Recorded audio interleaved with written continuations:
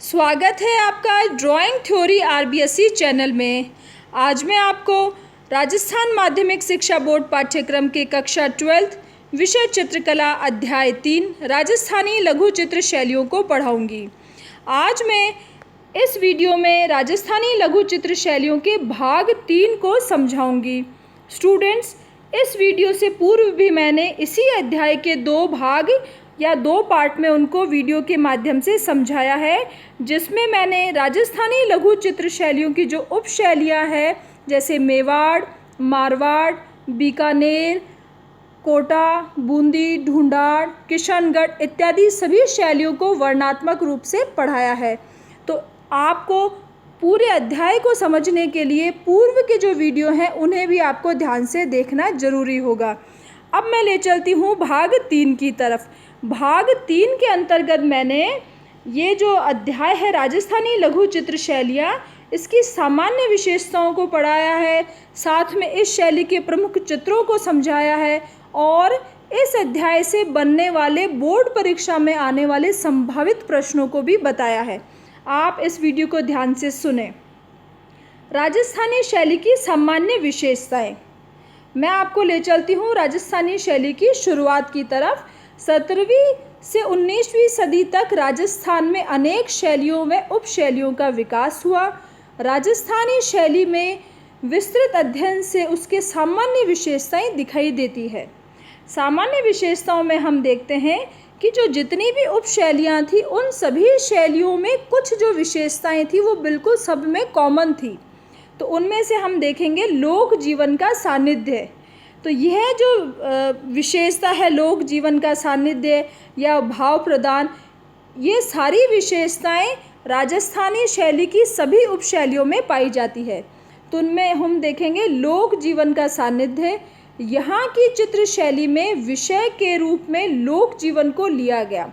लोक जीवन का अर्थ होता है साधारण जीवन को, साधारण जो गांव के जो ग्रामीण जो लोग बाग हैं उनके जीवन के घटनाओं को चित्रों के रूप में लिया गया। राजाश्रय होते हुए भी लोक जीवन का चित्रण राजस्थानी शैली में किया गया। राजाश्रय अर्थात राजाओं का राज होते हुए भी सिर्फ दरबार के ही दृश्य नहीं बने, यहाँ पे धर्म से संबंधित चित्र भी बने, यहाँ पे उत्सव और त्योहारों के चित्र भी बने। इसीलिए कहते हैं कि यहाँ के जो चित्र है उनके विषय लोक जीवन से प्रभावित थे। आगे बढ़ते हैं दूसरी विशेषता की तरफ, भाव प्रधान। राजस्थानी शैली रस प्रधान शैली है। यहाँ कृष्ण व राधा को श्रृंगारिक व भक्ति भाव के सामंजस्य के साथ चित्रित किया गया है। चित्रों में भाव दिखाए गए हैं। चित्रकार के जो मन के भाव थे वही भाव वो चित्रों के माध्यम से दर्शकों तक प्रस्तुत कर पाया। आगे मैं बढ़ती हूँ वर्ण वैविध्य की तरफ। वर्ण का अर्थ होता है रंग और वैविध्य का अर्थ होता है वैरायटी, कि अलग अलग तरह के रंगों का प्रयोग यहाँ किया गया। तो रंगों के प्रयोग में कलाकारों ने स्वच्छंद होकर मतलब स्वतंत्र होकर लाल, पीले, हरे, नीले, श्वेत रंगों को अपनाया। रंग में चटकपन के साथ साथ सूफियानापन, जिसमें स्लेटी रंग, गुलाबी, बादामी, फाख्ताई रंगों का प्रयोग भी किया गया। इस तरीके से राजस्थानी चित्र शैली की सभी शैलियों में रंगों में कहीं चटकपन है तो कहीं सूफियानापन है और उनका मिश्रण इस शैली में दिखाई देता है। आगे स्टूडेंट्स मैं ले चलती हूँ आपको देश काल की अनुरूपता की तरफ। देश काल की अनुरूपता का अर्थ होता है कि जहाँ पे ये चित्र शैलियाँ बनी तो वहाँ का जो स्थान था, वहाँ की जो भौगोलिक स्थिति थी, वहाँ पे जिस तरह की दुर्ग बने हुए थे, किले बने हुए थे या फिर वहाँ की जैसी प्रकृति थी, वहाँ जैसे जानवर और पशु पक्षी थे, तो देश काल के हिसाब से ही वहाँ पे चित्रों की आकृतियाँ बनाई गई। जैसे राजस्थान की राजपूती सभ्यता, संस्कृति, राजनीतिक परिस्थितियों के अनुरूप ही चित्रों में आकृतियाँ बनाई गई। यहाँ पे राजपूत राजा थे और राजपूत राजाओं के जो महल और हवेलियाँ थी, यहाँ के जो राजप्रसाद थे, मंदिर थे, उन्हीं का अंकन यहाँ के चित्रों में किया गया। आगे बढ़ते हैं स्टूडेंट्स यहाँ के प्राकृतिक परिवेश की तरफ। तो प्राकृतिक परिवेश है वो भी देश काल के अनुरूप ही हुआ कि जिस स्थान पे जिस तरह का प्राकृतिक संपदा है उसी के हिसाब से चित्रण किया गया। जैसे प्रकृति चित्रण में कहीं राजस्थान में मरु प्रदेश का अंकन है तो कहीं हाड़ौती क्षेत्र के सघन वन संपदा को चित्रित किया गया है। जैसा राजस्थान में जोधपुर जो केंद्र है वहाँ पर रेगिस्तान का चित्रण किया गया है, तो हाड़ौती जो क्षेत्र है कोटा और बूंदी में वहाँ पे सघन वन और जंगल को चित्रित किया गया है। किशनगढ़ की चित्र शैली में झीलों का अंकन है जिसमें तैरती नावों को अंकित किया गया है। इसी तरीके से जब हम पशु पक्षियों की तरफ देखेंगे तो पशु पक्षियों में मारवाड़ में ऊंट, घोड़े और कुत्तों का अंकन है, वहीं हाड़ौती और ढूंढाड़ शैली में शेर, चीते और हिरण को चित्रित किया गया है। पक्षियों में कहीं मयूर, कोयल और सारस है तो कहीं जल क्रीड़ा करते हुए जल मुर्गों और बतखों का अंकन किया गया है। इस तरीके से अलग अलग प्रकृति का उसके स्थान के हिसाब से सुंदरता से चित्रित किया गया। विषय विविधता कि यहाँ पर जो विषयों का प्रयोग किया गया, जिन विषयों को चित्रों के रूप में चुना गया वो एक ही विषय के ना होकर अलग अलग और उनमें भी बहुत ही विविधता थी। तो विषय चयन में विविधता को अपनाकर राजस्थानी शैली अन्य शैलियों से विशेष जान पड़ती है। स्टूडेंट्स, जैसा कि हमने मुग़ल चित्र शैली में देखा था और पढ़ा था कि मुग़ल शैली दरबारी शैली थी। यहाँ पे जितने भी चित्र बने मुख्य रूप से वो दरबार के और दरबार के जीवन के आसपास ही वो चित्रों के विषय घूमते रहे।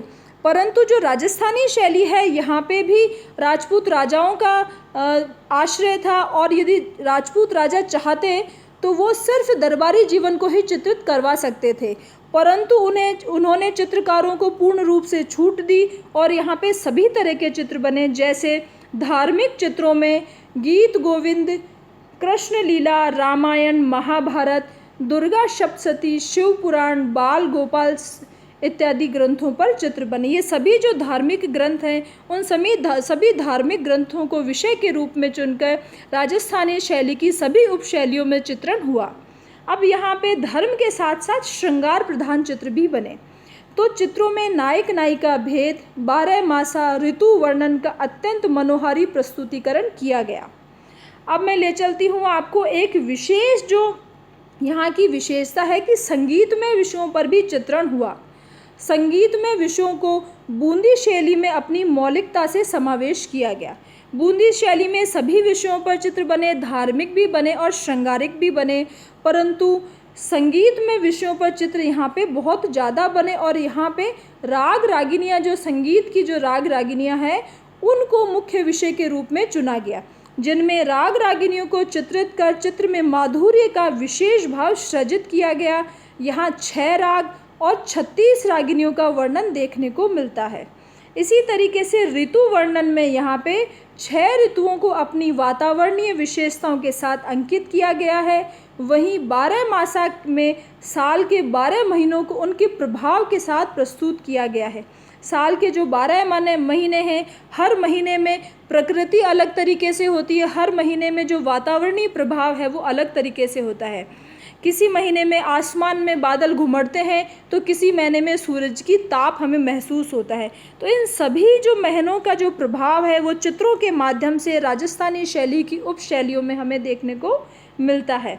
अब स्टूडेंट्स, मैं आगे ले चलती हूँ आपको। यहाँ पे शिकार के दृश्य भी बने तो हम देखेंगे कि यहाँ पर कोटा शैली जो है, राजस्थानी शैली की उपशैली कोटा शैली, वहाँ के जो कलाकार थे या चित्रकार थे वो शिकार के दृश्य बनाने में उन्होंने महारत हासिल कर रखी थी।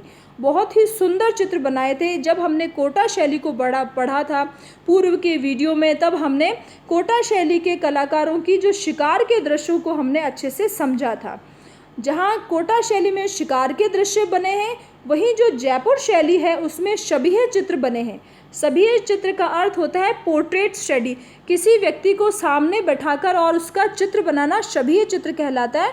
तो मुग़ल शैली के प्रभाव की वजह से जयपुर शैली में शबीह चित्र बने। इसी तरीके से अब स्टूडेंट्स, राजस्थानी जो चित्र शैली है उसकी जो सामान्य विशेषताएं हैं वो पूर्ण होती हैं। बोर्ड परीक्षा में जब इस तरह का प्रश्न आए कि राजस्थानी शैली की सामान्य विशेषताएं लिखिए, तो आपको अलग अलग चित्र शैली की या उपशैली की विशेषताएं नहीं लिखकर इन सभी जो सामान्य विशेषताएं हैं उनको इसी तरीके से जैसे मैंने इस वीडियो में प्रस्तुत किया है, बिंदुवार तरीके से आप लिखें और आप पूरे में से पूरे अंक पाने के योग्य होंगे। अब स्टूडेंट्स, मैं आपको ले चलती हूँ राजस्थानी शैली की प्रमुख चित्रों की तरफ। तो यहाँ का जो प्रमुख चित्र है, जो विश्वविख्यात चित्र है, सबसे पहले मैं ले चलती हूँ आपको बणी ठनी की तरफ। बणी ठनी आकृति भारत की मोनालिसा कही जाती है। यह किशनगढ़ शैली का विश्वविख्यात चित्र है, जिसे चित्रकार निहाल चंद ने चित्रित किया। बणी ठनी का अर्थ होता है सजी धजी। इस तरीके से इस चित्र का जो निर्माण है राजा सावंत सिंह के शासनकाल में हुआ। यह बणी ठनी सावंत सिंह की प्रेयसी थी और उस प्रेयसी में राधा का रूप देखकर उन्होंने यह चित्र 1755 से 1757 में चित्रित करवाया। इस तरीके से हम बणी ठनी को समझेंगे कि यह जो चित्र है वो किशनगढ़ शैली का सबसे प्रमुख चित्र है और इसे भारत की मोनालिसा कहा जाता है। इस चित्र को बणी ठनी का अर्थ होता है सजी धजी। इसका निर्माण करवाने के लिए जो राजा थे, राजा सावंत सिंह, उनकी वो प्रेमिका थी और उसी प्रेमिका को वो राधा के रूप में देखकर वो चित्र बनवाते थे। और ये जो चित्र है बणी ठनी, इसके जो चित्रकार हैं उनका नाम है निहाल चंद। अब मैं ले चलती हूँ आपको इस चित्र की तरफ। आप इस चित्र को देखिए, कितना खूबसूरत और सुंदरता से निहाल चंद ने राधा के रूप में बणी ठनी को चित्रित किया है। वर्तमान में यह चित्र अजमेर संग्रहालय में संग्रहित है। एरिक डिक्सन ने इसे भारत की मोनालिसा की संज्ञा दी है। अब मैं ले चलती हूँ इस जो चित्र बना हुआ है उसके नारी सौंदर्य की तरफ। पहले मैं आपको इस चित्र को समझाती हूँ, उसके बाद उसका वर्णन करूँगी। विद्यार्थियों, आप इस चित्र को गौर से देखें। नारी सौंदर्य को अत्यधिक सुंदरता के साथ आप देखेंगे इस चित्र में कितनी तीखी और बहुत ही सुंदर नाक बनी हुई है, रसपूरित होठ हैं, बहुत ही पतले और सुंदर अधर जिन्हें होठ कहा जाता है चित्रित किए गए हैं। लंबी और तीखी चिबुक है जिसे ठोड़ी कहते हैं, वो लंबी और तीखी चित्रित है। आंखें देखेंगे आप खंजनाकार शेप में बनी हुई है, खंजन पक्षी के समान बहुत ही बड़ी बड़ी और सुंदर आंखें हैं। आंखों में लज्जा का भाव है, पल के नीचे झुकाए हुए। ये जो बणी ठनी है इसने अपने एक हाथ से ये जो ओढ़नी का पल्लू है उसे पकड़ रखा है। राधा के जब हम बाल देखेंगे ओढ़नी के अंदर से, ये जो पारदर्शी ओढ़नी है इसमें से राधा के ये जो बणी ठनी है राधा के रूप में उसके बाल चित्रित किए गए हैं। कानों के जो झुमके हैं वो भी मोतियों से सजाए गए हैं। इसी तरीके से ये जो बणी ठनी है उसके सिर पे टीका और गले में जो हार है वो सभी जो आभूषण है वो मोतियों से सजाकर चित्र को और भी ज़्यादा अत्यधिक सुंदर बनाने का प्रयास किया गया है। ये जो बणी ठनी है इसके जब हाथों को देखेंगे आप, कितनी सुकोमल और सुंदर अंगुलियों का चित्रण है। बहुत ही पतली दुबली अंगुलियों के द्वारा बहुत ही नज़ाकत से इसने इस ओढ़नी के पल्ले को पकड़ा हुआ है। इसके चेहरे पर लज्जा का भाव है। जो अंगुलियां हैं उन पे महावर लगी है, मेहंदी का चित्रण भी इसमें किया गया है। तो इतनी खूबसूरती से महिला का चित्रण करना, ऐसा लगता है कि स्वर्ग की कल्पना को धरती पर चित्रित किया गया है। अब विद्यार्थियों, मैं इसके वर्णन की तरफ आपको ले चलती हूँ। वर्तमान में यह चित्र अजमेर संग्रहालय में संग्रहित है। एरिक डिक्सन ने इसे भारत की मोनालिसा कहा था। अब मैं आपको ले चलती हूँ इसके आगे के वर्णन पे। इस चित्र में नारी सौंदर्य का अद्भुत प्रदर्शन किया गया है। बणी ठनी की आंखें नीचे झुकाए लज्जा के भाव से युक्त अंकित है। इसकी मंद मधुर मुस्कान, तीखा नाक, कर्णवत कमल नैन। कर्णवत का अर्थ होता है कि इतने बड़े और इतने सुंदर नैन हैं कि वो कानों तक लंबाई उनकी बनाई गई है। धनुषाकार भौहें, जिस तरीके से जो आईब्रोज हैं, जो भौहें हैं, वो धनुष के आकार की यहाँ पे चित्रित हैं। इस चित्र को अत्यधिक आकर्षक बना देती है। ये जो सारे गुण हैं, मधुर मुस्कान है, तीखा नाक है, कर्णवत नयन है, ये सभी इस चित्र को बहुत ही सुंदर और आकर्षक बना देती है। बणी ठनी को मोतियों के आभूषण से सज्जित किया गया है। पारदर्शी ओढ़नी से दिखते घने केशों का अंकन वास्तविक जान पड़ता है। वहीं कपोलों पर झूलती अलकावलियाँ, गालों के कपोल का अर्थ होता है गाल, तो गालों पर झूलती हुई अलकावलियाँ का अर्थ है कि बालों की जो लटें हैं उनको बहुत ही सुंदरता से चित्रित किया गया है और इन झूलती हुई बालों की लटों से ये चित्र और भी सुंदर हमें दिखाई पड़ता है। अब विद्यार्थियों मैं आगे चलती हूँ आपको बणी ठनी की अन्य विशेषताओं की तरफ कि बणी ठनी की सुकुमार महावर लगी पतली और लंबी अंगुलियां ओढ़नी को पकड़कर लज्जा के भाव के साथ सहजता से दर्शाई गई है। इसमें कोई बनावटीपन नहीं है। ऐसा नहीं लग रहा कि इस चित्र में ज़बरदस्ती किसी कलाकार ने स्त्री को लज्जा के भाव को प्रदर्शित करने के लिए ओढ़नी को पकड़ाया है, बल्कि इतनी सहजता से, इतनी सरलता से ये चित्र बनाया गया है कि ये चित्र, इसमें जो लज्जा के भाव स्वतः ही प्रदर्शित होते दिखाई देते हैं। अब मैं ले चलती हूँ आपको एक अन्य चित्र ढोला मारू की तरफ। मारवाड़ की प्रसिद्ध प्रेम गाथा पर आधारित चित्र ढोला मारू जोधपुर शैली का प्रसिद्ध चित्र है। इस चित्र को मैं पूर्व के वीडियो में भी मैंने वर्णन के टाइम पे आपको समझा दिया है। पुनः मैं आपको इनको वापस याद दिलाने के लिए समझाती हूँ। चित्र में ऊंट पर सवार ढोला मारू को अंकित किया गया है। चित्र में ढोला को वीरता और मारू को सौंदर्य की अद्भुत समन्वय के साथ प्रस्तुत किया है। आगे का वर्णन पढ़ने से पहले मैं आपको इस चित्र को दिखाती हूँ। इस चित्र में एक ऊंट के ऊपर ढोला और मारू, जिसे मरवण कहते हैं, ढोला और मरवण का चित्र है। दोनों को ऊंट के ऊपर बैठे हुए और एक दूसरे की तरफ चेहरा किए हुए बात करते हुए, प्रेमालाप करते हुए इनको चित्रित किया गया है। पृष्ठभूमि में आप देखेंगे कि जोधपुर शैली की जो विशेषता है कि यहाँ पे मरुस्थलीय प्रभाव है, रेगिस्तानी प्रभाव है। तो इस तरीके से इन हल्के पीले और सफ़ेद रंग के माध्यम से यहाँ पे मरुस्थलीय प्रभाव को चित्रित करने का प्रयास किया गया है। जोधपुर शैली की जो विशेषता है, पुरुष आकृतियों में घनी दाढ़ी के साथ चित्रित किया गया है। वहीं जो स्त्री है मारू, उसको पतली दुबली और छरेरी काया के साथ सुंदर आभूषणों के साथ अंकित किया गया है। अब विद्यार्थियों मैं आगे ले चलती हूँ इस चित्र के वर्णन की तरफ। ऊंट की जो गति है वो चित्र को स्वाभाविक बना देती है। ऊंट की गति को दर्शाने के लिए देखिए आप, ऊंट की गति को दर्शाने के लिए ऊंट की जो गर्दन है वो ऊपर किए हुए, चेहरा ऊपर की तरफ किया हुआ, और जो पैरों की मुद्राएं हैं वो गतिपूर्ण मुद्रा में यहाँ पे चित्रित की गई है। और जो ऊंट की जो पूंछ है वो भी इस तरीके से बांधी हुई, और इतना वास्तविक और स्वाभाविक अंकन इस चित्र में किया गया है। ऊंट के भी गले में आभूषण पहनाए गए हैं। इस तरीके से बहुत ही सुंदरता से इस चित्र को चित्रकार ने चित्रित किया है। चित्र में मुख्य आकृति को चटक रंगों में तथा पृष्ठभूमि को धूसर रंगों में अंकित किया है। अब विद्यार्थियों आगे बढ़ते हैं एक अन्य चित्र की तरफ। इस चित्र का नाम है गोधुली बेला। गोधुली बेला, यह चित्र मेवाड़ शैली के चित्रकार चोखा द्वारा चित्रित किया गया। इसका निर्माण 1813 में हुआ और चित्र में गोधुली बेला में बाल कृष्ण को अपने सखाओं के साथ गायें लेकर वापस नगर की तरफ लौटते हुए चित्रित अंकित किया गया है। आप देखेंगे ये एक चित्र है, यह गांव का दृश्य है। यहाँ पे एक नगर का जो मुख्य द्वार है यहाँ पे चित्रित किया गया है। बहुत सारी गायों का अंकन है। गायों के पीछे श्री कृष्ण और उनके जो सखे ग्वाले हैं उनका चित्रित किया गया है। इस चित्र में ये जो द्वार है उसके ऊपर यहाँ पे ये जो बालक है, इनकी जो माताएं हैं उनको यहाँ पे ऊपर झरोके से इनको नीचे देखते हुए और बहुत ही प्रसन्नचित्त मुद्रा में कि हमारे बालक दिन भर खेत में रहने के बाद शाम को अपने घर लौट आए हैं।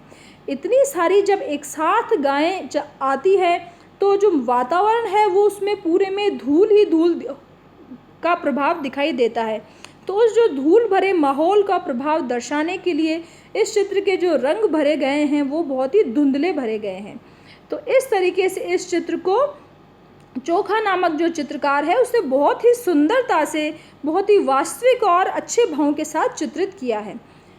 बालकों को देखकर माताएं प्रसन्नचित्त मुद्रा में अंकित हैं। वहीं एक साथ बड़ी संख्या में गायों के चलने से उड़ती धूल को दर्शाने के लिए धूमिल रंगों का प्रयोग किया गया है।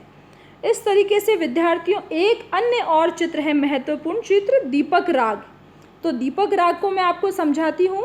यह चित्र बूंदी के शासक राव रतन सिंह के काल में चित्र है।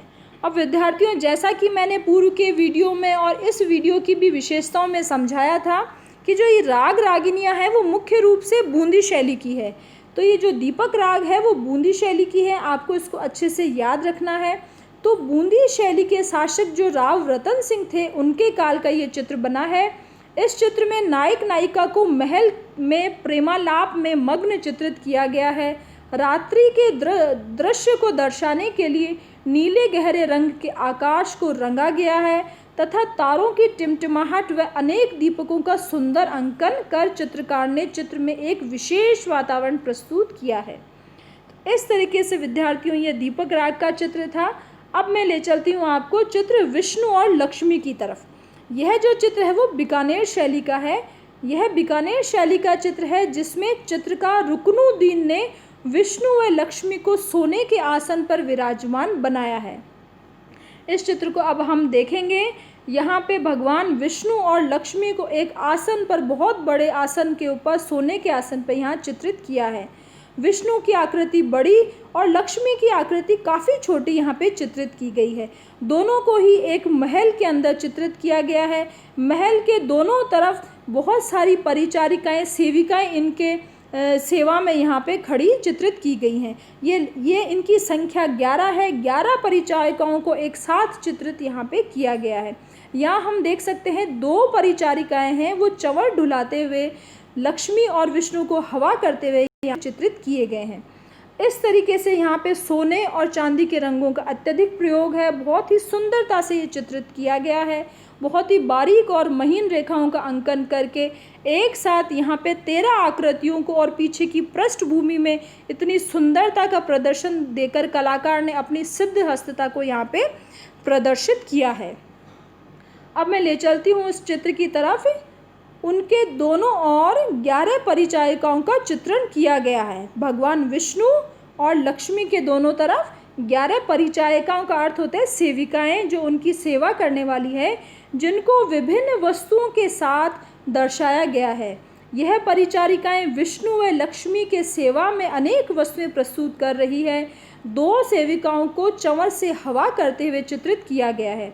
चित्र में सुनहरे स्वर्ण रंगों की प्रधानता है। आकृतियों की रेखाएं बहुत ही महीन है, जिससे संपूर्ण चित्र मनमोहन प्रतीत हो गया है। विद्यार्थियों, इस तरीके से ये जो अध्याय है वो 3 भागों में पूर्ण होता है। अब इसी जो भाग है, भाग 3, मैं उसमें बोर्ड परीक्षा में आने वाले महत्वपूर्ण प्रश्न जो हैं, जो संभावित प्रश्न हैं, जिन प्रश्नों की आने की संभावना ज़्यादा है, उन प्रश्नों को मैंने आपके लिए तैयार किया है। विद्यार्थियों, इसका उत्तर मैंने इसलिए नहीं लिखा क्योंकि सभी जो प्रश्न है वो वर्णनात्मक प्रश्न है और इनका जो उत्तर है मैं वीडियो के माध्यम से बहुत ही बिंदुवार मैंने जो वर्णन किया है वो बिल्कुल एज इट इज़ उत्तर के रूप में मैंने तैयार किया है। तो आप जब पूर्व के वीडियोस देखेंगे और जैसे बूंदी शैली के विषय एवं विशेषताओं पर प्रकाश डालें, पहला प्रश्न ये है, तो इस प्रश्न के उत्तर में जब मैंने बूंदी शैली की विशेषताएं और विषय को समझाया है, सभी चीज़ें बिंदुवार आपको उत्तर में जो पूर्व के वीडियो में है वो मिल जाएगी। तो आप पूर्व के वीडियो ज़रूर देखें, जिससे आपको इन प्रश्न के जो उत्तर है वो आसानी से मिल जाएं। अब मैं ले चलती हूँ प्रश्न संख्या 2 की तरफ। समय के अभाव और वीडियो ज़्यादा लंबा ना हो जाए, इसलिए मैंने इस वीडियो में सिर्फ प्रश्न ही लिखे हैं। उत्तर के लिए आप पूर्व के वीडियोस देखें। प्रश्न संख्या 2, कोटा शैली के उद्भव एवं विकास का वर्णन करो। प्रश्न संख्या 3, जोधपुर शैली जो मारवाड़ शैली है उसकी कलागत विशेषताएं लिखिए। इसी तरीके से जो प्रश्न संख्या 4 है, किशनगढ़ शैली की चित्रकला का वर्णन करते हुए चित्र बनी ठनी पर लेख लिखो। स्टूडेंट्स, इस अध्याय में से बोर्ड परीक्षा में 3 अंक का एक प्रश्न आने की संभावना अधिक है। तो ये सभी प्रश्न वर्णनात्मक है। आप सभी प्रश्नों को वर्णनात्मक रूप में लिख लिख के अभ्यास करें, याद करें, या फिर इन वीडियो को बार बार देखें, जिससे आपको ये अध्याय है वो अच्छे से याद हो जाए। प्रश्न संख्या 5, राजस्थानी चित्र शैली की सामान्य विशेषताएं लिखिए। इसी वीडियो की सबसे स्टार्टिंग में मैंने राजस्थानी चित्र शैली की सामान्य विशेषताओं से ही ये वीडियो शुरू किया था, तो आप इसी वीडियो में इसका उत्तर ढूंढ सकेंगे। इसी तरीके से प्रश्न 6 है कि निम्न में से किन्हीं 2 पर टिप्पणी लिखें।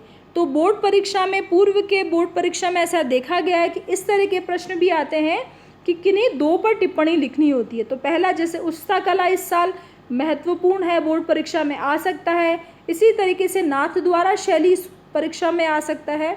और बणी ठणी जो कि बहुत इम्पॉर्टेंट है और लगभग हर वर्ष इसका दोहरान होता है। तो बणी ठणी और किशनगढ़ शैली को आपको जरूर पढ़ना है, बूंदी शैली और कोटा शैली को पढ़ना है और मारवाड़ शैली को पढ़ना है, क्योंकि पूर्व के 2 सालों में ये वाले विषय पर प्रश्न नहीं आए हैं। तो इस वर्ष इन प्रश्नों के आने की संभावना अधिक है। अब मैं बढ़ जाती हूँ प्रश्न संख्या 7 की तरफ। राजस्थानी चित्र शैली में किन्हीं 2 चित्रों का वर्णन करो। तो इसी जो वीडियो है मैंने उसमें लगभग 5 चित्रों का वर्णन किया है। आपको किन्हीं 2 का वर्णन याद रखें और परीक्षा में उसका उत्तर लिखना होगा यदि ऐसा प्रश्न आता है तो।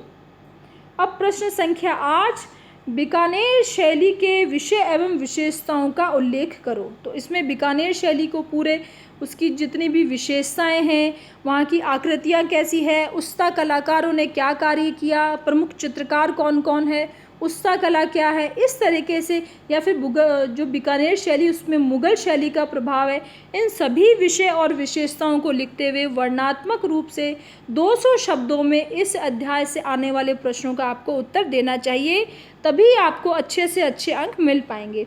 विद्यार्थियों, इस तरीके से अध्याय पूर्ण होता है। आपको वीडियो अच्छा लगा तो आप इसे लाइक करें और सब्सक्राइब करें ताकि आने वाले वीडियोज़ आपको सबसे पहले मिलें। आपको किसी तरह की कोई नोट्स चाहिए और लेसन चाहिए तो आप www.drawingtheory.com है जो वेबसाइट है हमारी, उससे आप प्राप्त कर सकते हैं। किसी तरह की कोई क्वेरी हो, कोई आपको क्वेश्चन हो तो आप कमेंट बॉक्स में लिखें या फिर study-drawing-theory@gmail पे आप मेल कर सकते हैं। स्टूडेंट्स, बोर्ड परीक्षा के लिए बहुत बहुत शुभकामनाएं। आपने वीडियो बहुत ध्यान से सुना, उसके लिए थैंक यू।